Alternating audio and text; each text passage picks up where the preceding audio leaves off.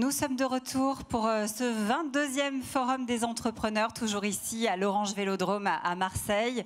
On vous attendait effectivement pour pouvoir commencer. Vous savez que ce forum, il doit être pris finalement comme un signe supplémentaire.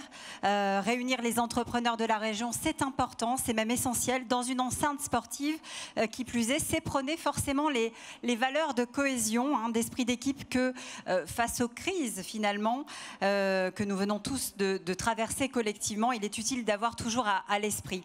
C'est aussi donner l'envie de marquer des points, de gagner de nouvelles batailles. Ça tombe bien parce que vous allez voir que pour relever les défis qui nous attendent et qui vous attendent, votre résilience, votre ingéniosité ne seront pas de trop.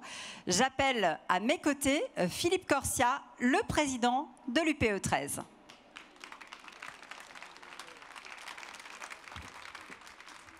En petite foulée, s'il vous plaît, oui, on est sportif. Alors ça y est, les gradins se sont remplis. On n'a plus le soleil. Ce matin, on était baignés par le soleil.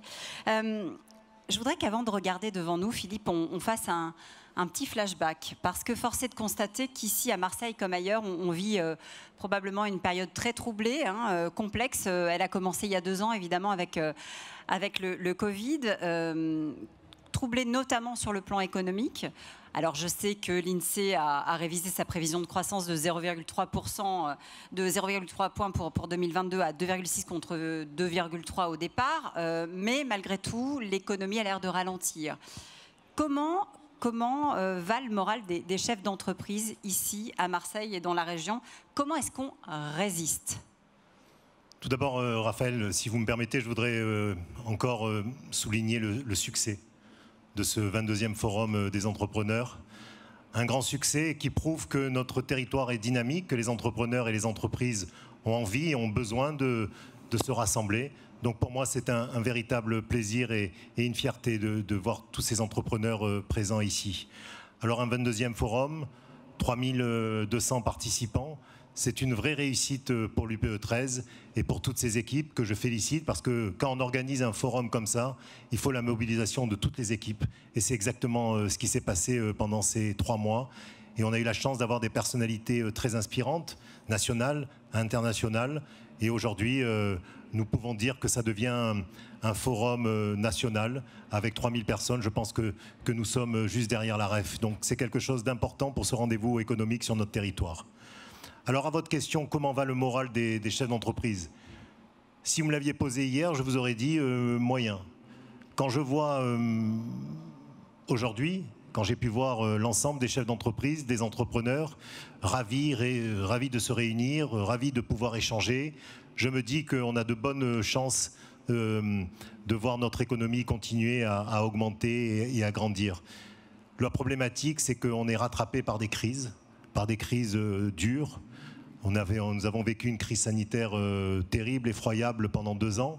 Et là, nous avons un peu la triple peine. On a la crise énergétique, on reviendra, mais on a aussi une crise internationale, une crise géopolitique et une pensée pour nos amis ukrainiens qui souffrent. Et en cascade, nous, derrière, nous aurons les retombées économiques qui vont être compliquées. Le moral des chefs d'entreprise, vous savez, 85% des entreprises de notre territoire sont des PME. Donc elles ont l'habitude au quotidien de se battre, elles ont l'habitude d'affronter les problèmes.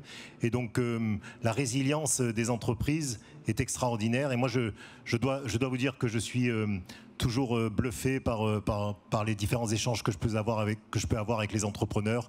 Et il y a toujours cette volonté de bien faire et cette volonté de réussir et toujours de façon optimiste. Donc le moral est là, l'optimisme est là. Ce dont nous avons peur, c'est ce qui va nous arriver ce trimestre. Alors justement, on a discuté, Philippe, vous et moi, et vous m'avez dit, je ne vous cache pas qu'on redoute un petit peu la manière dont on va devoir continuer à rembourser les PGE, parce que tout n'est pas totalement remis à niveau. Vous m'avez dit aussi que les délais de paiement étaient en train de s'allonger, que ça c'était aussi une source d'inquiétude pour vous, que les prix des matières premières, je pense notamment au patron du bâtiment, hein, on a parlé tout à l'heure de quelques défaillances qui commençaient à se faire jour. Voilà, que tout ça commencer à avoir des conséquences et commencer à se faire sentir parce qu'on commence à avoir du mal à produire. Est-ce que c'est la réalité et comment on fait pour sauter l'obstacle? Non, c'est la réalité. Moi, j'ai eu la chance de prendre la présidence de l'UPE 13 en octobre 2019. Tout ce qui m'est arrivé en 3 ans, quand on y repense, c'est quand même assez extraordinaire. Hein, à croire que ça m'attendait. Hein. Parce que entre ce Covid, entre maintenant ces différentes crises, il faut s'adapter. Et depuis 3 ans, toutes les entreprises du territoire, avec le soutien de l'UPE 13, nous sommes là, on se bat. La difficulté que nous avons, c'est une inflation à 6%, avec un pouvoir d'achat en berne. On a, la plupart des entreprises, nous avons décidé, et nous avons essayé, en tout cas suivant nos moyens, d'augmenter les salaires entre 4 et 6% sur le premier trimestre. Tout ce que nous avons fait, quelque part, est annihilé par cette inflation à 6%, parce que nous voulions redonner du pouvoir d'achat à nos collaborateurs. Et la problématique qui arrive maintenant, c'est que nous ne sommes pas capables, nous entreprises, nous PME, TPE, et même certaines grandes entreprises, de continuer dans ce sens. Ce n'est pas possible parce que nous mettrions en danger nos entreprises. Donc il n'est pas possible de continuer à augmenter sensiblement les salaires encore pour cette période. Alors ce que je demande au gouvernement, ce que j'ai demandé aussi à travers le MEDEF, c'est une baisse du coût du travail. La France est encore un pays où le coût du travail est le plus élevé et un des plus élevés d'Europe. Quand vous avez un salaire de 2 000 euros, vous ne payez que 1 500 ou 1 600 euros en net aux collaborateurs. Il faudrait réduire ce gap pour pouvoir donner plus de pouvoir d'achat. Et pourquoi je dis que c'est important? Parce que quand vous créez du pouvoir d'achat, quand vous donnez plus de salaire, vous créez de la dépense.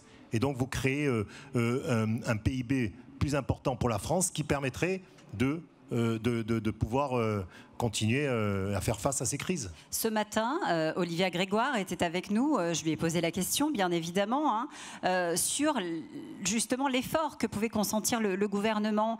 J'ai notamment évoqué les CVAE qui pèsent sur la productivité des entreprises, qui sont un vrai problème. Pas que, mais ça en fait partie. Est-ce que justement continuer à baisser les impôts, et elle s'est engagée à le faire, elle disait qu'à Bercy, on était pleinement conscient de ces problématiques-là. Est-ce que ça va dans le bon sens? Est-ce que ce serait suffisant pour maintenir la tête hors de l'eau pour les entreprises aujourd'hui? Je pense qu'il faut continuer à baisser cette pression fiscale pour les entreprises et diminuer un peu la pression sociale sur certains salaires. Mais ce qui est aussi très important, c'est de pouvoir trouver des solutions pour répondre aux attentes de nos collaborateurs. Parce qu'on se rend compte, dans ce nouveau monde, hein, puisqu'on est à la croisée des mondes, on se rend compte que le salaire n'est plus forcément la première priorité des collaborateurs. Il faut donner du sens à l'entreprise, donner du sens à nos actions dans les entreprises. Donc si on arrive à juguler cette perte de pouvoir d'achat avec peut-être une vraie volonté de donner du sens à nos entreprises et donc à nos collaborateurs, je pense que ça peut être quelque chose d'intéressant. On sait que devant nous, dans les semaines, dans les mois qui viennent, Philippe Corsia, il y a aussi pour le monde entrepreneurial de grandes réformes qui s'annoncent. Et après, on rentrera peut-être un peu plus dans le mécano, mais quand je parle de grandes réformes, évidemment, qui vont changer la donne pour vous et pour la société, ce sont la réforme des retraites, la réforme de l'assurance chômage, pour ne parler que d'elle. Ça aussi, vous allez devoir, ici comme ailleurs, le prendre en compte. Comment est-ce que vous arrivez à anticiper ces sujets ? Alors, pour l'assurance chômage, hier soir, nous avons un dîner des partenaires avec près de 500 chefs d'entreprise et je n'ai pas voulu aborder ce sujet pour ne pas gâcher la soirée. Mais quand même, quand vous réfléchissez, le gouvernement veut le plein emploi. Nous sommes à 7% actuellement de taux de chômage en France et 93% des entreprises du territoire n'arrivent pas à recruter. On n'arrive pas à recruter n'importe quel profil. Nous ne sommes pas capables de recruter actuellement des collaborateurs. Moi, je pense qu'il va falloir absolument réformer cette cette réforme de l'assurance chômage, parce qu'on ne peut pas imaginer, on ne peut plus, dans cette croisée des mondes, dans ce changement de monde, imaginer qu'on gagne presque autant à rester sans travailler qu'en travaillant. Et il va falloir un jour ou l'autre se poser la vraie question. Et je pense qu'il faut absolument considérer que le travail, que la seule possibilité d'augmenter son pouvoir d'achat, c'est le travail. Sinon, ça va être faussé et on va être en retard sur l'ensemble des différents pays européens. Donc le travail, c'est le pouvoir d'achat.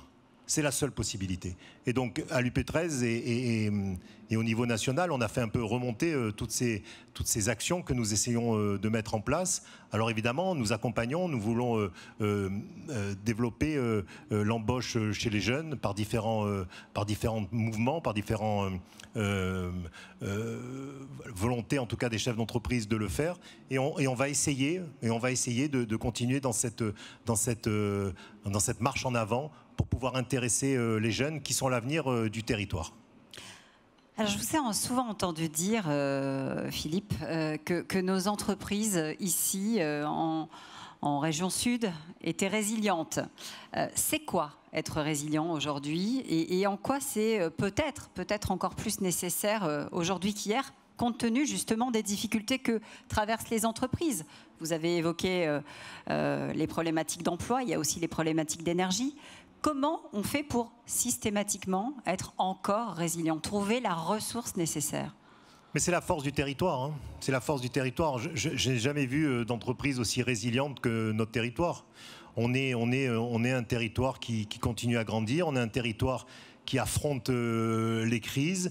Et peut-être qu'on a aussi, et c'est important, des fondamentaux qui sont un peu plus forts qu'ailleurs. C'est-à-dire le plus important pour une entreprise, c'est d'avoir des fonds propres, positif, fort pour pouvoir traverser les crises. Et on s'est rendu compte que pendant cette crise, les entreprises du territoire avaient la capacité à affronter cette crise parce qu'ils avaient une trésorerie qui était importante et ils avaient des capitaux propres qui étaient importants. Et ça vient d'où tout ça? Ça vient qu'une grande partie des entreprises du territoire sont des entreprises familiales. Donc on fait attention. Tout à l'heure, vous avez entendu Rodolphe Saadé. Mais CMA-CGM, aussi grand, aussi forts, aussi puissants qu'ils sont, c'est avant tout une entreprise familiale. Donc c'est géré en bon père de famille. Quand il vous dit on distribue que 8 ou 10% en dividendes, c'est déjà pas mal. Mais quand même 80 ou 90% sont là pour l'investir, pour garder cette trésorerie, pour pouvoir continuer à investir. Et si on arrive à inculquer ça à nos jeunes, parce que la problématique des jeunes, c'est tout de suite. On peut pas.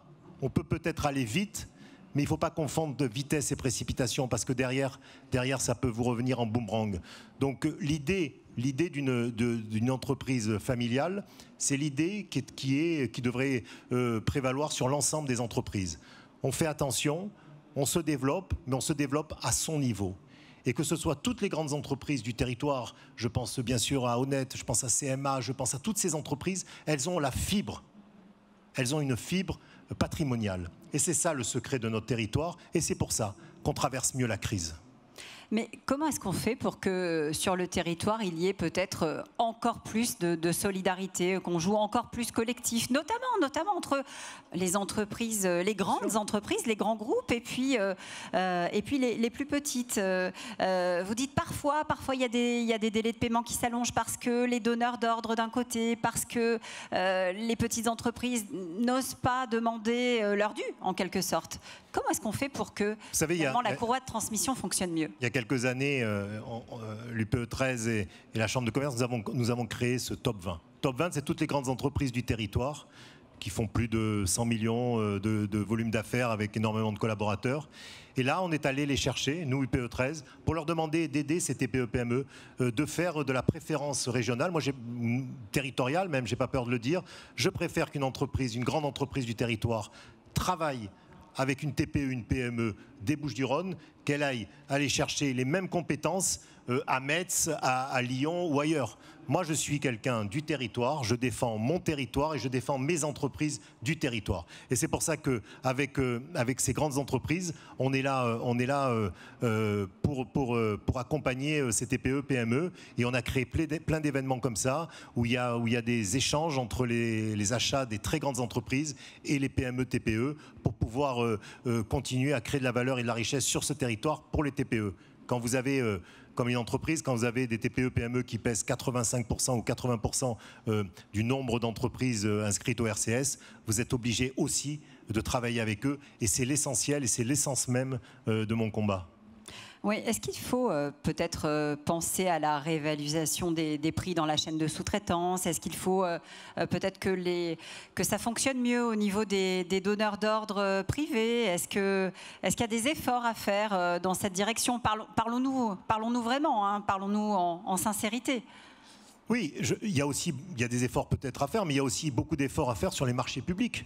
Parce que les marchés publics qui ont été négociés il y a 2 ou 3 ans, et à un coût. Maintenant, il y a une augmentation forte. Et donc, on a demandé à l'État de se pencher sur ce sujet. Alors, ils sont en train de nous accompagner. Mais c'est primordial. On ne peut pas continuer à garder les coûts, je pense, aux entreprises du bâtiment. On ne peut pas quand même garder les coûts actuellement des matières premières d'il y a 2 ans, alors qu'aujourd'hui, les augmentations sont de 20, 25 ou 30%. Ce n'est pas possible. Donc, ils doivent accepter des augmentations au risque de voir des entreprises péricliter par cette inflation et par l'augmentation des coûts des matières premières. Donc je pense que c'est un cercle vertueux que nous devons créer tous ensemble entre les entreprises, l'administration et même les donneurs d'ordre privés importants qui doivent, mais qui le font, hein, puisque j'ai des retours importants d'entrepreneurs privés qui acceptent des augmentations suite à l'augmentation des salaires, des matières premières ou de l'inflation. Vous l'avez dit tout à l'heure, ça s'appelle aujourd'hui à la croisée des mondes, Philippe. Comment est-ce qu'on avance? On n'a pas le choix finalement. On est obligé aujourd'hui de prendre les défis à bras-le-corps, à commencer quand on est entrepreneur par le défi climatique. Comment est-ce que le territoire peut être moteur sur ces questions-là? On a tout ce qu'il faut finalement. Oui. On a les énergies naturelles, la mer, le vent, le soleil. Il faut aller développer encore toutes ces énergies-là pour qu'on devienne la plateforme incontournable? Exactement. D'abord, ce que j'aimerais dire, c'est aucun chef d'entreprise n'est climato-sceptique. Ça n'existe pas. Ça n'existe pas. Et moi, quand j'entends le gouvernement, la Première ministre dire il faut que les entreprises se mettent au travail pour améliorer leur volonté d'agir au niveau du climat. Mais moi, je lui réponds, mais ça fait longtemps qu'on fait attention. Ça fait longtemps qu'on a tiré la sonnette d'alarme. Il ne faut pas demander aux entreprises quelque chose que nous avons déjà commencé à faire. Mais ce que je dis, il ne faut surtout pas contraindre les entreprises à aller vers une amélioration au niveau de l'environnement. Parce que chacun à son niveau. On ne peut pas demander à une TPE, une PME, une grande entreprise ou un groupe international d'agir et d'interagir de la même façon. On doit le faire tranquillement, posément et sereinement. On veut tous y aller. On est dans un territoire magnifique. Vous êtes entouré de la Méditerranée, les Alpes, Sainte-Victoire. Vous avez des choses extraordinaires. On est au cœur de la nature. Parc des Calanques. Donc vous pensez bien que nous sommes sensibles à tout ça. Moi, le premier. Et puis vous êtes aussi père de famille, vous êtes aussi engagé dans des associations. Donc ce genre de choses, on ne veut pas l'entendre, nous, en disant vous n'êtes pas encore prêts. On le fait, on sera prêts. Et notre objectif, et on l'a défini ensemble avec le MEDEF, c'est d'essayer de réduire de 10% nos dépenses énergétiques. Par de différents moyens, par exemple, je pense à la mobilité, au déplacement en train, sur des courts séjours, sur des courts liaisons, pardon, de moins de 2 heures. Tout est possible, on peut le faire. Donc on sera là pour accompagner ça. Et je pense qu'en réduisant d'autant, et les entreprises et les particuliers, parce que c'est aussi les particuliers, on va pouvoir peut-être réagir à ce défi climatique qui nous attend. On parle aussi beaucoup en ce moment, ça ne vous a évidemment pas échappé, de réindustrialisation du territoire. C'est vrai que c'est devenu une sorte de leitmotiv pour le gouvernement. Quelles sont ici justement les possibilités dans la région pour peut-être faire renaître des sites qui ont existé, les transformer ou en inventer de nouveaux, justement, sur ces nouvelles énergies. Pendant cette crise Covid, on s'est rendu compte, on a entendu à longueur de journée sur les chaînes d'infos, il faut réindustrialiser, c'est pas possible, maintenant c'est en Chine, c'est aux États-Unis. Et donc là, on s'est rendu compte l'importance d'avoir une industrie propre sur notre territoire. Et donc ici, nous avons la possibilité, nous avons une très belle industrie dans sa globalité, et donc il faut continuer à la développer. On manque un peu de foncier. Il faut essayer de dégager du foncier pour créer l'industrie. Les industriels sont en train de mettre en place l'industrie propre. Ils sont déjà sur une lancée très positive. Donc je pense que c'est un cercle vertueux qui est en train d'arriver, mais je suis d'accord avec vous, il faut réindustrialiser notre territoire et avoir plus d'industrie, surtout que l'industrie est souvent porteur d'emplois et porteur de richesse pour les différents territoires. Alors justement, l'emploi, parlons-en. Un autre défi majeur, c'est d'être davantage peut-être inclusif, d'embarquer aussi la jeunesse dans la société qu'on est en train d'essayer de construire. Marseille est une ville d'expérimentation qui a été estampillée, y compris par Emmanuel Macron, laboratoire. Pour la jeunesse d'abord, qu'est-ce qu'on fait? On va les chercher, on les embarque dans le monde entrepreneurial. Comment on s'y prend? Je suis attaqué par une abeille. Non, ça va, je crois qu'elle est partie. Bon, non, l'idée, c'est que la jeunesse à Marseille est une jeunesse qui est... Vous savez, je vais vous dire quelque chose. Nous, on a des banlieues qui sont intégrées à la ville, au contraire des autres grandes villes. Donc nous avons un système social totalement différent. Et je pense que cette possibilité d'intégrer nos jeunes et de créer, comme c'est en train d'être créé sur les différentes écoles à Marseille, de l'entrepreneuriat, pouvoir faciliter l'envie d'entreprendre, l'envie de créer une entreprise, c'est tout à fait possible. Et les jeunes de nos quartiers, les jeunes globalement sur Marseille, il n'y a pas que Marseille, je pense à Aix et à Arles, à toutes d'autres villes, je pense qu'ils ont aussi envie de se lancer dans l'entrepreneuriat, tout simplement parce que cette crise Covid a révélé aussi une chose, c'est qu'on a envie d'entreprendre, on a envie de réussir et on a envie de créer soi-même son projet. Et on a les outils aujourd'hui pour le faire. En tout cas, on va les avoir. Je sais qu'il y a une place financière que vous appelez de vos voeux. Il y a aussi One Provence dont on a beaucoup parlé. Ce sont des outils indispensables pour justement aider les jeunes à prendre le pouvoir sur l'entrepreneuriat? Évidemment. Donc ces deux projets dont vous venez de parler, One Provence et la place financière, seront des projets qui seront aussi dédiés en grande partie aux jeunes pour pouvoir les aider à progresser et pouvoir les aider à financer leurs projets sur cette place financière avec des moyens importants. Et l'UPE 13, dans ces deux cas, sera dans les conseils de surveillance et conseils d'administration pour veiller que cet argent qui est promis aille à notre territoire, aille à la jeunesse et aille aussi aux entreprises. Merci Philippe Corsia. On vous retrouve tout à l'heure évidemment pour la clôture de ce forum des entrepreneurs.